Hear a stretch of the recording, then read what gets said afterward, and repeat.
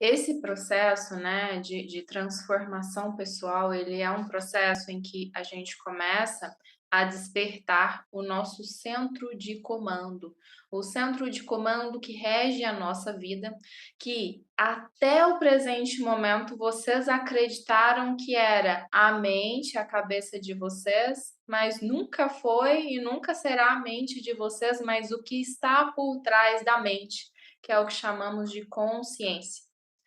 E esta consciência, o lugar em que ela maior se encontra e se vincula é no nosso chakra cardíaco, no nosso coração. Então, a maior parte das pessoas às vezes vive a vida toda achando que está comandando a própria vida através da mente, e esse comando ele nunca vem realmente, de fato, através da mente, mas através do coração, através do cardíaco. Porque é através desse coração energético que todos nós possuímos que a gente tem uma ligação com a nossa alma, com a nossa essência. Então, eu quero que vocês comecem a perceber que em todas as liberações fluem através de uma conexão com o coração, trazendo vocês para o despertar dessa energia do coração e desse comando vindo através do coração, do entendimento da vida através do coração, que é onde de fato a gente tem os nossos verdadeiros olhos de ver. Olhos de ver a realidade tal como ela é, que nos possibilitam ver as pessoas realmente como elas são, de ser compassivos para com a história do outro e assim por diante. Então, ao longo de todo esse processo, é um reconectar consigo mesmo, com esse centro de comando que a gente tem no centro do nosso peito, e trazer esse centro de comando para comandar a nossa vida, entendendo que a nossa mente, ela é um instrumento que está sendo usado na nossa vida para a gente cocriar aquilo que a gente quer, para a gente raciocinar diante das situações, mas ela é apenas e tão somente um instrumento. Ela não é o comando em si ou o comandante em si daquilo que a gente faz, daquilo que a gente se propõe a fazer. E o que que acontece? Quando a pessoa entende e é criada a vida toda, doutrinada a vida toda, que é a cabeça que manda, né? Que é o comando aqui da cabeça que manda. É aí que vem a ansiedade, é aí que vem o estresse, porque a cabeça, quando ela acha que está no comando, ela vira um turbilhão e começa a discutir e a brigar com o centro de comando principal, que é o meio do peito. Só que a benevolência do todo e do universo é tão grande, somos tão perfeitos, que o nosso cardíaco, o nosso coração, ele tem calma e tem paciência para o nosso retorno a esse centro de comando, a esse interno, né? Que é onde as coisas de fato fluem, onde as coisas de fato estão íntegras e onde de fato a gente acessa o nosso verdadeiro potencial. O nosso verdadeiro potencial nunca vai ser acessado pela nossa mente, porque a nossa mente ela é limitada para compreender a magnitude e a amplitude do poder e da essência que realmente temos. E por isso muitas vezes que a nossa mente dá uma bugada e muitas vezes a nossa mente traz mecanismos, né, de medo de quando a gente acessa partes do nosso poder, porque é algo tão incompreensível para ela, tão grande em magnitude que ela não consegue controlar. Então, durante todo esse processo, o que a gente faz é uma desidentificação com a mente, desidentificar a mente desse processo de identificação em que você muitas vezes acreditou que você era aquilo que você estava pensando, você era aquilo que estava passando na sua cabeça, você era o comando e o turbilhão que se passa na sua cabeça durante todo o seu dia, as suas semanas, os seus meses, os seus anos. É, você não é aquilo que passa nos seus pensamentos. Então, durante todo esse processo que a gente vai realizando, é uma limpeza dessas identificações mentais, dessas identificações que a gente fez e que muitas vezes a gente realizou e que hoje nos traz grandes dificuldades. E eu quero falar um pouquinho para vocês sobre o que são, né, as percepções, como se dão os registros e o que são de fato os registros, né, que a gente precisa limpar. O que são os registros emocionais? O que nos limita e nos bloqueia na vida? Diante tudo o nosso mundo, ele é moldado de acordo com a nossa percepção subjetiva. E o que isso significa? Isso significa que a gente vivencia e a gente vive o mundo, uma realidade, de acordo com a nossa percepção, de acordo com aquilo que percebemos. Exemplo, se eu tenho uma percepção subjetiva e foi introduzido em mim desde a infância uma percepção subjetiva de que o dinheiro é sujo, porque todas as vezes ali na minha infância em que eu me aproximava do dinheiro, eu pegava no dinheiro, a mãe gritava: vai lavar essa mão, menino, que o dinheiro tá sujo, vai lavar essa mão para você almoçar, você pegou no dinheiro. Todas essas questões, essas percepções vão sendo registradas e são percepções subjetivas, entenda, porque são interpretações que fizemos daquilo que não necessariamente o é. São formas, né, que muitas vezes a nossa família acredita em algo, uma superstição, tem ali uma crença, e essa crença começa a moldar a nossa realidade, a gente passa a acreditar naquilo de tantas vezes que aquilo se repetiu na nossa história, a gente passa a acreditar naquilo e aquilo passa de fato a ser real. Ser real no sentido de que a gente começa a crescer e aquilo está tão introduzido que eu começo a não querer tocar no dinheiro. Peraí, eu não vou tocar no dinheiro porque o dinheiro é sujo. A minha vida toda eu aprendi que o dinheiro é sujo, então eu não quero lidar com o dinheiro, eu não quero encostar no dinheiro, porque o dinheiro é algo sujo, é algo que vai me sujar, vai tirar a pureza que existe em mim. Então tudo isso vai sendo, né, registrado através de percepções subjetivas. Outro exemplo de percepção subjetiva, do que é uma percepção subjetiva. A percepção subjetiva é a forma como enxergamos um fato e uma situação. Suponhamos várias crianças, uma do lado da outra, e um adulto chegando para uma criança e falando: Nossa, mas que roupa bonita que você está hoje. Essa criança, dentro do que ela sentiu e dentro do que do que ela sentiu diante daquele elogio, digamos que essa criança se sentiu acanhada e com vergonha diante daquele elogio. E de repente aquela criança virou e pensou assim: Poxa, será que eu tô mesmo bonito? Será que essa criança, dentro da percepção subjetiva dela, ela registrou esse fato através de um acanhamento. Quando ela recebeu um elogio, ela se fechou, ela se encolheu e ficou pensando se realmente se estava condizente ou se tinha algo de errado com a roupa que ela estava vestindo. A segunda criança. Suponhamos que essa mesma pessoa venha e faça um elogio para uma outra criança, né? Elogiando a roupa, elogiando quanto ela estava bonita. Já essa outra criança, dentro de uma outra perspectiva subjetiva, essa criança, quando recebe um elogio, ela fala: Nossa, de fato, estou bonita.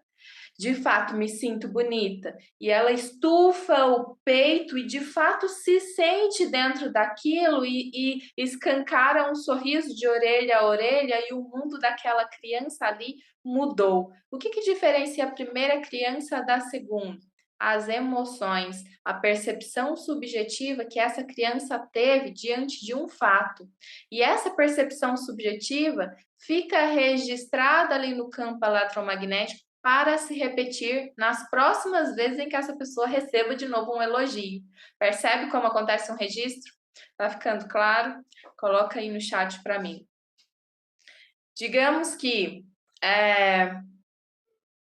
toda a nossa realidade vai sendo moldada, né, de acordo com as percepções subjetivas que a gente tem diante de uma situação, né? Às vezes, a gente percebe uma situação de uma forma, outra pessoa percebe de outra, a mesma situação de outra forma, e é justamente essas percepções que definem e que trazem o que vamos viver, o que vamos experienciar. Porque perceba que essa primeira criança que se acanhou, ela tá fechada, ela tá se fechando, e todas as vezes que ela vivenciar um elogio na vida dela, ao invés dela se sentir grande e dela sentir de fato que o elogio é real, é verdadeiro, ela nunca vai ter a certeza e a concretude de um sentimento interno de que esse elogio de fato é para mim, eu tô de fato bonita. Porque ali naquele primeiro registro, a percepção dela é que todas as vezes que eu recebo um elogio, eu me acanho, eu me sinto envergonhada. Receber elogio é ruim, receber elogio é desconfortável, me traz desconforto. Então, se esse primeiro registro é de desconforto, e isso fica registrado como que receber um elogio é ruim, todas as vezes em que a pessoa recebe um elogio, ela fica ali encolhida. Suponhamos uma terceira criança diante da mesma hipótese, diante da mesma situação, quando a criança recebe o elogio, ela já vira assim, para aquela pessoa fica assim, pensando: poxa, o que que essa pessoa quer de mim? O que que essa pessoa está querendo em troca? Tipo assim, ela tá me elogiando. Será que esse elogio é mesmo um elogio ali gratuito, condizente, ou essa pessoa tá querendo me adular para tirar alguma coisa de mim, para que eu faça alguma coisa, ou, né, ali uma barganha. Então, são percepções, perceba que são percepções subjetivas diferentes, cada pessoa tendo uma percepção subjetiva diferente, e essas percepções subjetivas criam e moldam a forma como essa pessoa passa a enxergar a realidade. De repente, essa terceira criança cresce e ela tá sempre achando que as pessoas querem arrancar algo dela. Peraí, fulano de tal só vem e me adula porque ele quer algo em troca. E de fato, essa pessoa, se essa é a percepção subjetiva dessa pessoa, essa pessoa sempre vai atrair pessoas que querem algo em troca. Porque é o eletromagnetismo. Você passa a vivenciar aquilo que você acredita ser real. Percebe isso? Então, todas as vezes as pessoas vêm e elogiam aquela pessoa, e de fato elas vêm e elogiam, e fica, né, subentendido que elas querem algo em troca, e essa pessoa começa de fato a atrair pessoas que só vão elogiar porque querem algo em troca, porque é isso que essa pessoa acredita ser real, que as pessoas só elogiam quando precisam, só elogiam quando querem de você alguma coisa. E perceba que, talvez, né, muitas vezes, isso quando acontece ali a primeira vez, não tem assim tanto peso, magnitude, mas viver uma vida toda assim é algo que vai ficando extremamente pesado. É algo que vai ficando extremamente desconfortável, inclusive. Suponhamos um modelo agora, né, dentro dos relacionamentos. Aquela criança, vamos supor que essa criança cresceu dentro de um seio familiar e viu, né, os pais constantemente brigando, os pais constantemente traindo um ao outro, e ficou introduzido nessa criança que casais brigam. Eu estava refletindo sobre isso, inclusive, esses dias para trás. E refletindo sobre isso, eu pensei, gente, não é normal brigas em uma relação.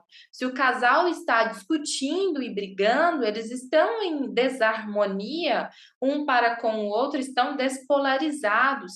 E isso se tornou tão normal na sociedade, entre aspas, tão normal na sociedade, tão introduzido que casais brigam, que marido e mulher brigam, que dentro de uma relação o casal briga, isso ficou tão introduzido que virou uma realidade coletiva.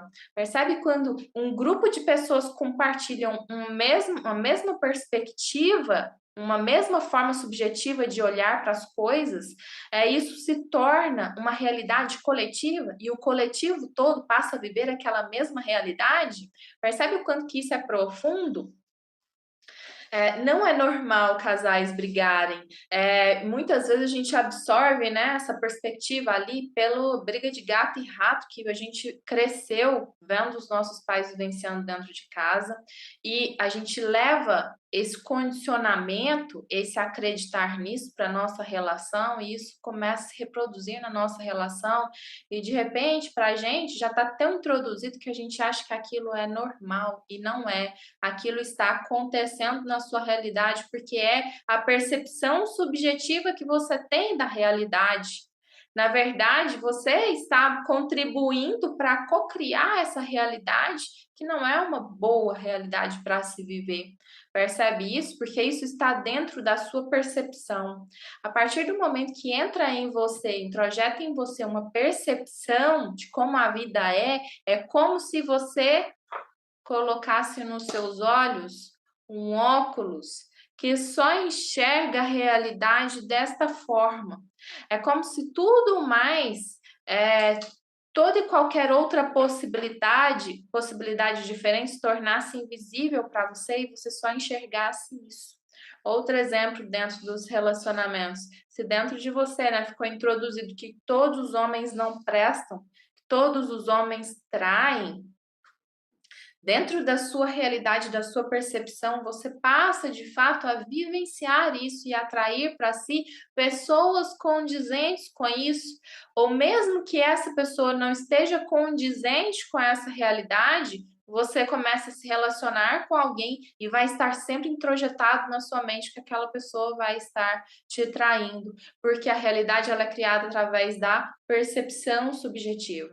Eu expliquei um pouquinho dentro do programa, tem uma aula em que eu falo sobre percepção subjetiva, que tudo está condicionado à forma como a gente vê, como a gente enxerga o mundo.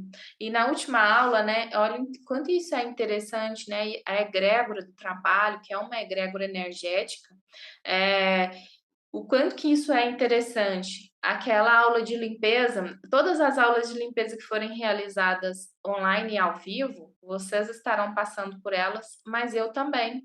Aquela aula de limpeza foi uma aula de limpeza nova para mim, a aula de limpeza sobre percepção. E, inclusive, eu vou liberar ela para vocês depois para refazerem. Eu também irei realizar ela dentro do meu processo individual também, outras vezes, porque é uma aula, uma das aulas que de extrema importância, porque tudo nasce da nossa percepção subjetiva. A forma como a gente vê, a gente enxerga o mundo e acredita ser o mundo se torna de fato real para nós e a gente passa a agir e a viver o que está condizente com aquilo. Dentro da ciência e da medicina, a gente chama isso de atenção seletiva, né? Por exemplo, às vezes a gente quer muito um carro ou uma moto e a gente ainda não escolheu aquele modelo. De repente, você faz uma escolha e pensa: poxa, eu vou escolher esse carro, essa moto, porque ele é único, quase ninguém tem, e é um modelo novo e tal. No dia seguinte, onde você sai na rua, você vê o modelo daquele carro. Até o dia da sua escolha, parece que você não via ninguém com aquele carro. A partir do momento que você escolhe, o carro tá para todo lado e parece que ele já é um carro popular, todo mundo tem, e o carro já se popularizou. Isso acontece porque antes você não via o carro em rodação, né? Em circuito, o carro na sociedade, porque você ainda não tinha feito a sua escolha, você ainda não tinha uma visão perceptiva dele, né? O seu cérebro ainda não tinha percebido ele na sua realidade. Quando você firmou a sua decisão, a sua escolha, o seu cérebro ele age como um filtro e onde você vai, ele está procurando aquilo, procurando enxergar aquilo. Então vamos lá para a área dos relacionamentos. Se você tem a percepção do homem traidor, você sai numa balada e seus olhos estão caçando aquele que vai ser o galinha. Aquele que vai trair, aquele que não vai ser um cara bom para você. Porque os olhos, né, dentro da percepção subjetiva, a percepção subjetiva funciona assim, a atenção seletiva, né, o seu cérebro passa a focar naquilo e ele quer confirmar que aquilo que você acredita é real. Então ele só para chegar no ponto, né, de muitas vezes você se relacionar com alguém ali e falar assim: Poxa, eu sabia, eu não falei que todos os homens são assim? O nosso cérebro ele tem essa tendência, né, ele tem, essa atenção seletiva e a forma como ele funciona é esse o mecanismo. Então, se a gente traz um mecanismo bom para o nosso cérebro, entenda que vai acontecer o contrário. Se você tem dentro da sua percepção subjetiva, dos seus registros internos, o quanto você merece ser amado, quanto você se ama, o quanto é importante para você e você tem uma percepção de um relacionamento que é um relacionamento saudável, os seus olhos e a sua percepção, essa atenção seletiva começa a agir e onde você vai, os seus olhos só vão trazer para você pessoas condizentes. E aí, muitas vezes, se chega uma pessoa que não está condizente com aquilo, ainda quando chega uma pessoa que não está condizente com aquilo, você simplesmente já nem se interessa mais, porque a bioquímica já nem encaixa, sabe? E isso se reflete em todas as áreas da vida. Então, se reflete no profissional, se reflete no financeiro. Eu estou dando exemplos aqui, né? Pontuais, mas isso se dá em todas as áreas.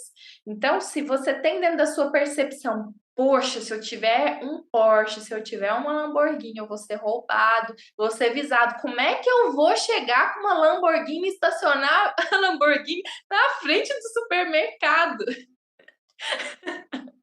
Como que eu vou ter uma Lamborghini, estacionar a Lamborghini na frente do supermercado? Como é que eu vou sair do carro e largar um carro desse estacionado na rua? Entende que isso por si só, esse esse pensamento por si só faz com que você não tenha e com que aquilo se afaste de você, porque a sua percepção é que: "Poxa, se eu tiver um carro desse, eu não posso nem sair na rua". Eu não posso sair na rua, eu não vou poder, ter, né, vivenciar situações assim num carro desse. Ou, poxa, vou ser visado, vou ser assaltado.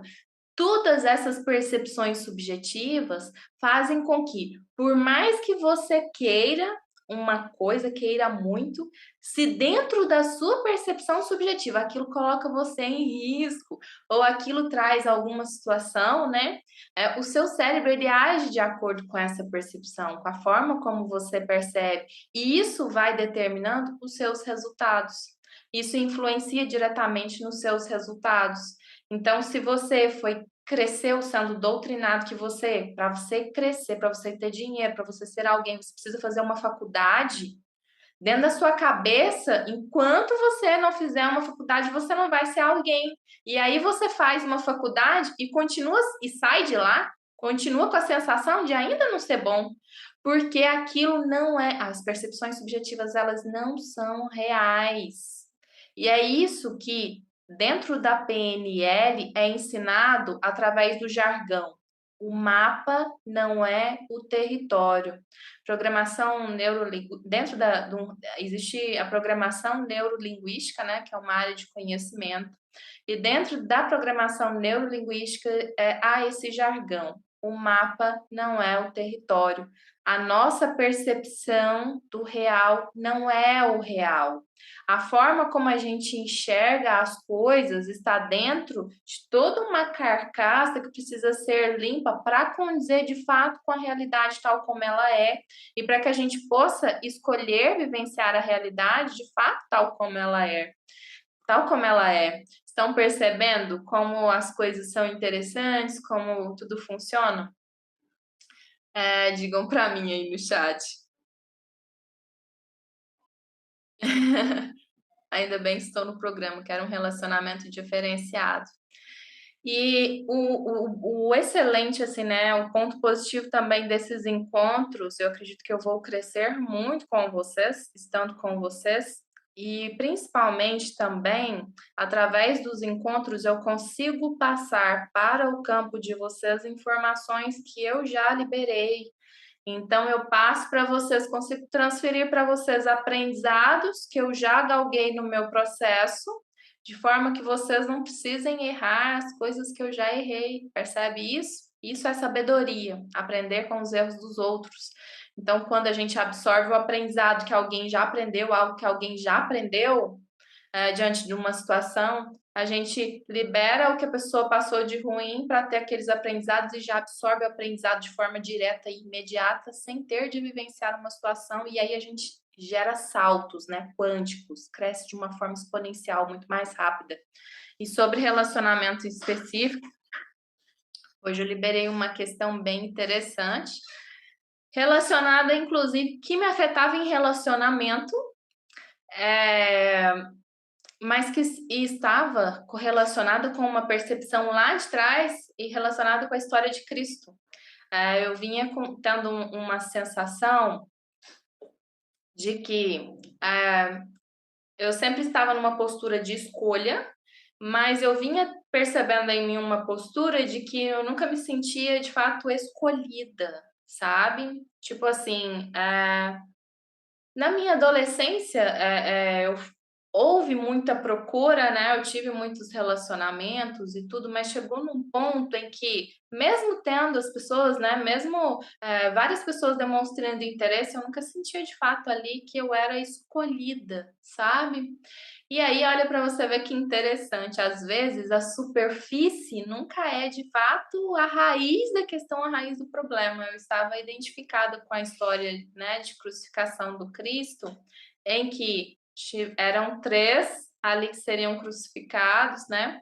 E o povo escolheu a soltar o ladrão. E aí eu trouxe, né, dentro do inconsciente coletivo, ficou a crença registrada de que, que o povo não escolheu a Cristo. E aquela não escolha ali estava influenciando no meu sistema, e aí é uma crença social que também influencia a gente no nosso inconsciente, naquilo que a gente vivencia. Eu trouxe, né, aquela crença para o meu sistema e eu tinha a sensação de que eu não era escolhida num relacionamento. Olha para você ver. Mas, na verdade, o fundo da crença limitante estava lá atrás na história de Cristo, quando preferiram o ladrão ao Salvador, né? Preferiram o ladrão a Cristo. E olha para você ver o tanto que isso é forte, né? Porque a sociedade, o que a sociedade vivencia, também gera percepções subjetivas. E aí eu estava sempre ali naquela questão, né? Eu ouvindo do meu interno, poxa, eu queria ser escolhida, eu queria que alguém me escolhesse, queria que eu fosse escolhida. E aí hoje eu fui trabalhar isso e falei assim, gente, isso está me vindo demais na cabeça de ser escolhida. E veio essa história e eu liberei isso, e a sensação quando a gente se liberta de algo que está pesado é impagável, assim, né? É uma sensação de libertação mesmo. Tem a crença social que as piores que são valorizadas e escolhidas, aqui no interior falam muito isso. Sim, as crenças de uma sociedade, né? Eu trouxe o exemplo justamente para explicar para vocês que os eventos sociais da sociedade, eles também criam uma percepção subjetiva. Percepções subjetivas de formas como a gente enxerga o mundo. Então, se a sociedade traz essa perspectiva, né, de escolha dos ladrões, não fazendo menção a necessariamente a eleições, tá? Estou trazendo lá da história do Cristo mesmo, vamos dissociar, deixar uma coisa separada da outra. Isso fica no inconsciente coletivo e aquilo passa a nos influenciar também de determinada forma. Então, no meu sistema, aquilo me influenciou dentro das relações.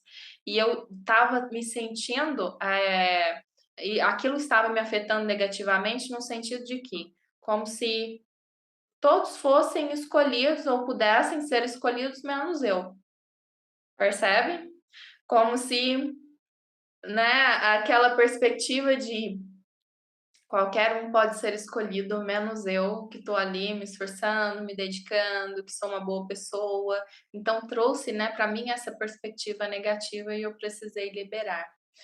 Dentro das liberações de hoje, vou fazer mais uma vez uma liberação aberta, porque vão ser poucas que eu vou guiar, assim, um tema específico. Eu gosto de fazer aberto porque o campo traz a necessidade, entende? E assim eu consigo ver melhor a necessidade de cada um, do que a gente trabalhar um tema específico.